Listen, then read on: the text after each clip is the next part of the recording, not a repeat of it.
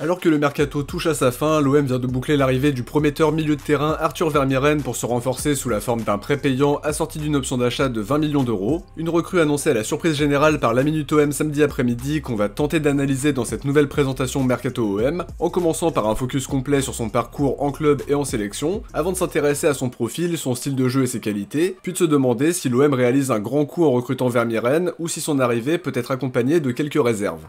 Alors justement, avant de commencer, dites-moi ce que vous pensez de son arrivée, est-ce que ça vous hype, est-ce que vous pensez qu'il peut s'imposer comme un titulaire dans le 11 de De Zerbi, ou à l'inverse, est-ce que vous avez quelques doutes sur son arrivée, ou alors auriez-vous préféré une autre recrue au milieu à la place? J'attends vos avis dans les commentaires de la vidéo.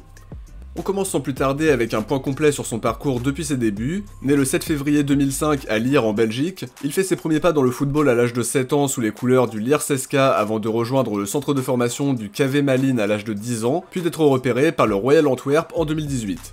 Déjà prometteur chez les jeunes et promu avec les Young Reds qui évoluent en 3ème division au début de la saison 2022-2023, il n'y joue que 6 matchs avant de taper à l'œil de Mark Van Bommel qui l'intègre à l'équipe professionnelle et lui offre sa première apparition face à Lillestrøm au 3ème tour préliminaire de Conference League. Des débuts éclairs à seulement 17 ans puisqu'il devient même titulaire indiscutable à partir du mois de novembre. Utilisé comme milieu défensif devant une charnière Willian Pacho-Alderweireld, il réalise une très belle première saison en professionnel avec 34 matchs, 2 buts et 2 passes D sur le plan personnel, tout en étant sacré champion de Belgique et vainqueur de la Coupe de Belgique face au KV Malines.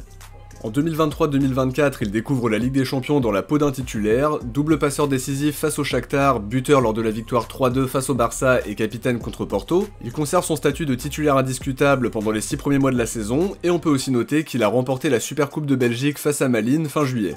Ses performances sont logiquement remarquées par plusieurs clubs européens et c'est finalement l'Atlético Madrid qui pose 20 millions d'euros sur la table pour le faire signer au mercato d'hiver 2024, en lui faisant même signer un contrat de 6 ans et demi.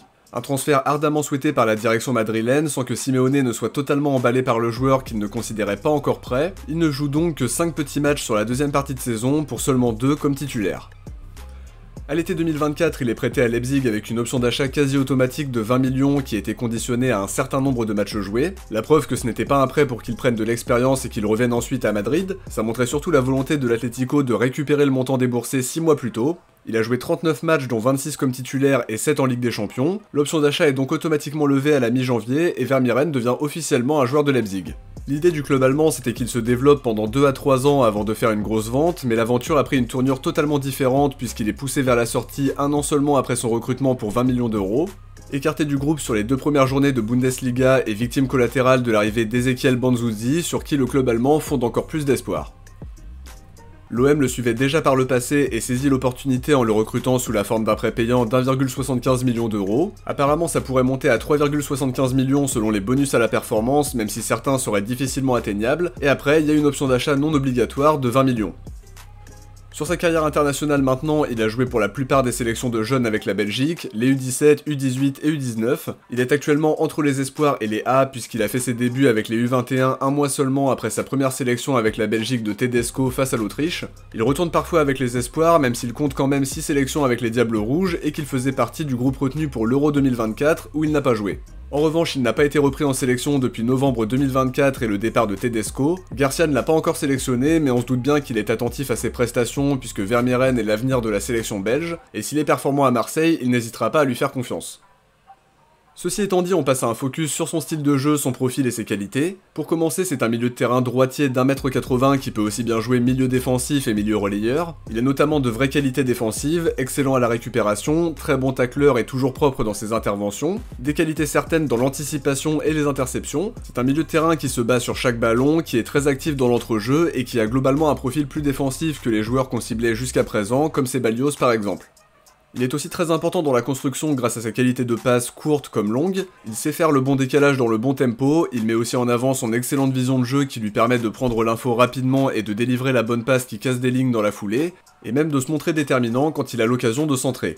Il panique pas sous la pression des adversaires, il est capable d'éliminer et de provoquer des fautes quand il est bien cerné, très précis techniquement avec la capacité de jouer simple et de rapidement trouver la meilleure solution. On peut ajouter à ça sa grande intelligence tactique, sa mobilité et sa faculté à très bien se placer. Alors c'est un profil jeune mais déjà très intéressant et plutôt mature à seulement 20 ans, un profil différent de ce qu'on recherchait à la base comme on l'a dit, mais qui va offrir une solution supplémentaire à Roberto De Zerbi. Alors maintenant qu'on est revenu sur son parcours et sur ses qualités sportives, on va se poser une question plus générale en se demandant si c'est un bon choix pour l'OM ou si on peut avoir quelques réserves. D'abord sur l'aspect économique, l'opération est plutôt à notre avantage parce qu'il arrive sous la forme d'un prêt payant qui nous coûtera au maximum 3,75 millions d'euros sur la saison 2025-2026, et derrière on aura tout le luxe de lever ou de ne pas lever l'option d'achat de 20 millions d'euros, à moins qu'elle soit conditionnée à un certain nombre de matchs joués, donc la balle est plutôt dans notre camp.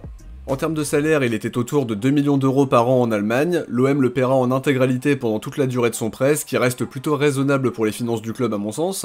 Pour revenir sur le joueur en lui-même, on parle quand même d'un des plus grands espoirs à son poste. À 20 ans, il a encore une marge de progression tout en ayant joué plus de 120 matchs en professionnel. Il a aussi de l'expérience européenne avec une quinzaine de matchs de Champions League et également 6 sélections avec la Belgique. Son début de carrière a été un peu ralenti par son transfert à Madrid où il a été convaincu par les dirigeants alors que Simeone ne comptait pas vraiment sur lui. C'était pas forcément le choix le plus judicieux de rejoindre un club aussi important avec un effectif aussi concurrentiel à seulement 18 ans, mais on peut comprendre que quand l'Atlético vient de chercher, t'as envie de signer là-bas. Par la suite, Leipzig comptait vraiment sur lui, mais après un an dans une équipe qui n'était pas aussi flamboyante que lors des années précédentes, ils ont décidé de s'en séparer pour donner la priorité à Banzuzi.